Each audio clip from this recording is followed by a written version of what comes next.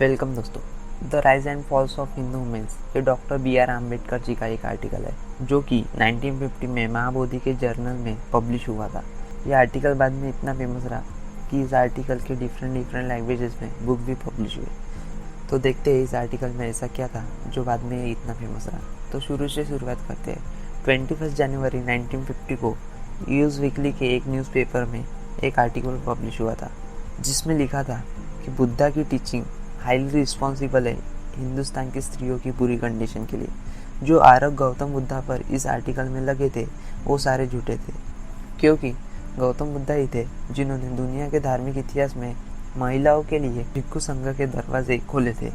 तो इस आर्टिकल के अगेंस्ट डॉक्टर B.R. आम्बेडकर जी ने मई 1950 को एक आर्टिकल लिखा जिसका नाम था the rise and falls of Hindu womens. तो बाबा साहब इस आर्टिकल में कहते हैं जो आरोप बुद्धा पर लगे हैं उसके सपोर्ट में सिर्फ दो ही कारण हो सकते हैं।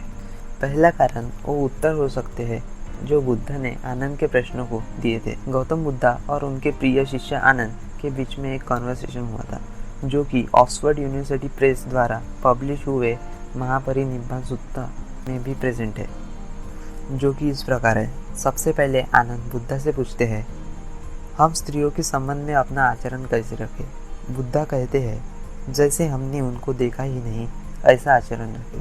फिर आनंद पूछते हैं अगर हमको उनको देखना ही पड़े तो हम क्या करें। बुद्धा उत्तर देते हैं आप उनके साथ बात ही ना करें। आनंद फिर पूछते हैं अगर उनको ही हमारे साथ बात करनी पड़े तो हम क्या करें। फिर बुद्धा कहते हैं आप उनसे सावध रहें। जो लोग बुद्धा के बेसिक प्रिंसिपल्स एंड टीचिंग्स को जानते हैं उनको समझ आ ही गया होगा ये कन्वर्सेशन जो बुद्धा और आनंद के बीच हुआ है वो झूठा है।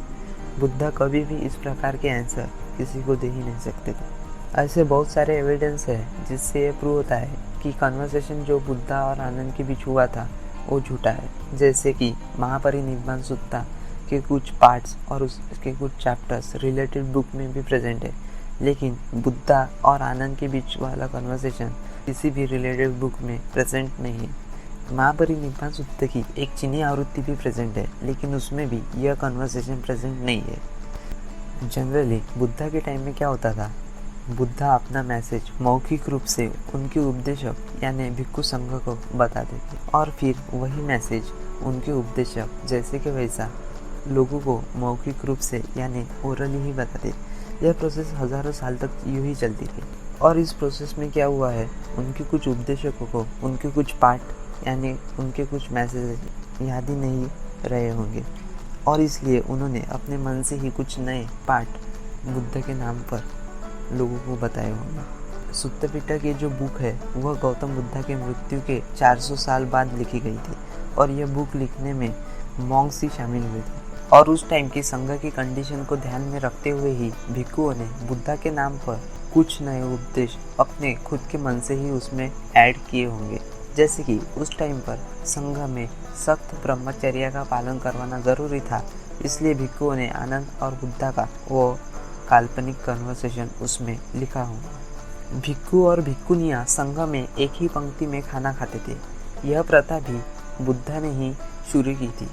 इससे ये प्रूव होता है बुद्धा और आनंद का वो कन्वर्सेशन झूठा है और बुद्धा कभी भी स्त्री भेद वर्ण भेद में कभी भी विश्वास नहीं रखते थे। बुद्धा के लाइफ में ऐसे बहुत सारे ट्रू एग्जाम्पल है जिससे ये पता चलता है कि बुद्धा स्त्री समूह के बारे में क्या सोचते थे, उनका स्त्रियों के संबंध में क्या ओपिनियन था। जैसे पहला एग्जाम्पल विशाखा का। विशाखा ये प्रमुख 80 महिला शिष्य में से एक थी। एक बार विशाखा बुद्धा के प्रवचन सुनने को गई थी। वह प्रवचन सुनकर उसने बुद्धा के शिष्यत्व को स्वीकार लिया। वह संघ में रहने लगी। स्त्रियों से वर्तन कैसे करे ये बारे में जो बुद्धा ने आनंद को बताया था वैसा वर्तन बुद्धा ने विशाखा के साथ नहीं किया और ना ही उनके शिष्यों ने वैसा बर्ताव विशाखा के साथ किया। यह बात से भी हम समझ सकते हैं बुद्धा और आनंद के बीच वो कन्वर्सेशन झूठा है। दूसरा एग्जाम्पल आम्रपाली का है। वैशाली यह जगह है जहाँ पर आम्रपाली नाम की एक महिला रहती थी। वह महल में गायिका और नर्तकी थी। जब बुद्धा वैशाली को आए तब आम्रपाली और लिच्छवी नाम के एक व्यक्ति जो कि राजघराने से भी रिलेटेड करते थे, दोनों ने भी एक ही समय बुद्धा को रात के भोजन का न्योता दिया था। तब बुद्धा ने आम्रपाली का न्योता स्वीकार कर उसका गौरव किया। यह बात से लिच्छवी बहुत गुस्सा होकर वहाँ से चले गए। इससे भी हम ये समझ सकते हैं बुद्धा कभी भी कुल भेद और स्त्री भेद में कभी विश्वास नहीं रखते थे। ऐसे बहुत सारे और भी एग्जाम्पल है, जैसे कि बुद्धा अपने प्रवचन में कहते थे कि एक बूढ़ी औरत को एक माँ के रूप में, एक युवा महिला को एक बहन के रूप में और एक किशोरी को एक लड़की के रूप में माना जाना चाहिए। इससे ये समझ आता है कि बुद्धा कभी भी स्त्रियों का द्वेष नहीं करते थे। दूसरा कारण जो विरोधक बुद्धा पर लगा सकते हैं वह यह है कि गौतम बुद्धा ने भिक्खुनी संघ को भिक्खु संघ के नीचे रखा। उसके भी बहुत सारे रीजंस है, लेकिन उसमें से मेन रीज़न यह है कि भिक्खु संघ उस टाइम पर एक टीचर का रोल निभाते थे और भिक्खुनी संघ एक शिष्य का रोल निभाती थी। जैसे कि शिष्य को हमेशा गुरु की हर बात माननी चाहिए, हर बात का पालन करना चाहिए, गुरु को शिष्य से हमेशा ऊपर ही रहना चाहिए। बस यही वजह थी कि बुद्धा ने भिक्खुनी संघ को भिक्खु संघ से नीचे रखा। बुद्धा ने स्त्रियों को परिवर्जा देकर उनको 2 बड़े अधिकार दिए, जैसे कि नंबर 1 आदमियों के साथ साथ स्त्रियों को भी ज्ञान प्राप्ति करना और नंबर 2 उनके अंदर छिपी प्रतिभा को महसूस करना। जिस घर में पुत्री का जन्म हो उस परिवार ने दुख न मानकर खुशियाँ माननी चाहिए। जिस घर का व्यवहार स्त्रियों के हाथ में हो तो वह घर विनाश मुक्त होता है। स्त्री यह 7 मूल्यवान खजानों में से एक है।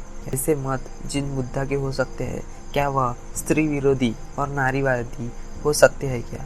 बुद्धा ने कभी भी स्त्रियों से घृणा और तिरस्कार नहीं किया।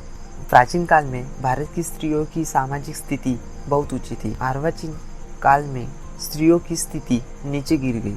इसमें कोई शक नहीं। जिस समय कौन से भी देश में महिलाओं को मान सम्मान नहीं मिलता था तब भारत में वो मिलता था। उसके बाद की जो स्त्रियों की बस से बुरी स्थिति हुई है वह किसकी वजह से?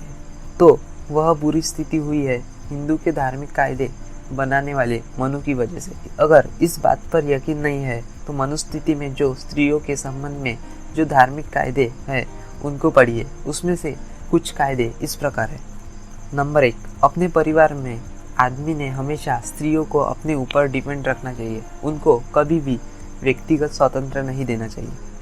नंबर 2, परिवार में स्त्रियों को पारिवारिक मामलों में स्वतंत्र रूप से कुछ भी करने का अधिकार नहीं है। नंबर 3, मनु अपने पति को अपनी पत्नी को तलाक देने का अधिकार देता है, मगर अपने पत्नी को तलाक देने का कोई अधिकार नहीं देता। नंबर 4, स्त्रियों का परिवार में पारिवारिक संपत्ति पर कोई हक नहीं है और जो संपत्ति वह खुद कमाएगी वह भी परिवार के मुखिया को मिलेंगी। मनु ने पति को उसकी पत्नी को मारने का पूरा अधिकार दिया है। मनुस्मृति में ऐसे और भी कायदे हैं जिससे पता चलता है कि मनु ने स्त्रियों को बहुत सारे कायदों से जकड़ रखा है जो कि स्त्रियों की अधोगति का कारण बनता है। The rise and falls of Hindu womens, इससे रिलेटेड सभी जानकारी इस आर्टिकल में डॉक्टर BR आम्बेडकर जी ने दी हुई है। बाबा साहब कहते हैं बुद्ध ने स्त्रियों को समाज में सम्मानजनक स्थान दिया है और उनको आदमियों से बराबर रखा है। अगर आपको ये वीडियो अच्छा लगा तो लाइक एंड शेयर कीजिए। Thanks for watching.